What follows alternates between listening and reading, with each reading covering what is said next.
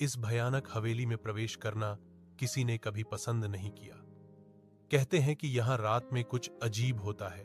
एक रात 4 दोस्त हिम्मत करके इस हवेली में घुसने का फैसला करते हैं।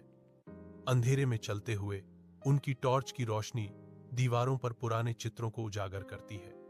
अचानक उनमें से एक की नजर एक प्राचीन और रहस्यमयी खेल अंधेरी सच्चाई पर पड़ती है। उस खेल के नियम पढ़ते ही वे जानते थे कि इसे खेलना खतरनाक हो सकता है, लेकिन जिज्ञासा उन पर हावी हो गई। जैसे ही उन्होंने खेल शुरू किया, हवेली के कोने कोने से अजीब आवाजें आने लगी। फर्श पर चलने के निशान दिखने लगे, जैसे कोई अदृश्य शक्ति उनके पीछे हो। उनके दिल की धड़कन तेज हो गई और अचानक हवेली के दरवाजे जोर से बंद हो गए। सब चिल्लाने लगे, पर उनकी आवाजें हवेली के भूतिया दीवारों में गूम हो गई। उस रात के बाद कोई भी उन दोस्तों को फिर कभी नहीं देख पाया। कहते हैं वे अभी भी उसी खेल में फंसे हुए हैं, अनंत काल के लिए। रात के आवरण में अराव अपने दादाजी के सुनसान हवेली में आता है, जिसे अशुभ रूप से द हाउस ऑफ शैडोज के नाम से जाना जाता है। अंधेरा हवेली को घेर लेता है।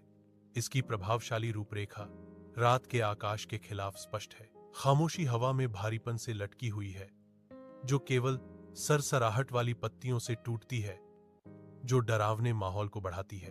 आरव घर में कदम रखता है।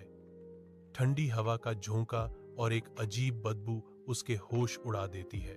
पुरानी लकड़ी की सीढ़ियां भयावह रूप से चरचराती हैं, मानो उसे वापस मुड़ने की चेतावनी दे रही हों। ऊपर दादाजी के कमरे का दरवाजा आधा खुला है, जो उन्हें अंधेरे में आमंत्रित कर रहा है। आरव, वापस जाओ। अंधेरे कमरे में अराव की टॉर्च की किरण बेतरतीब ढंग से नाचती है, क्योंकि हवा का झोंका खिड़कियों को खोलता और बंद करता है। दादाजी की झूला कुर्सी भयावह ढंग से झूलती है। एक अदृश्य प्राणी चमकती लाल आंखों से प्रकट होता है। आकृति फुफकारती है, तुम यहां क्यों आए हो? यह घर मेरा है, और जो कोई भी यहां रहता है वह हमेशा के लिए यहीं रहता है।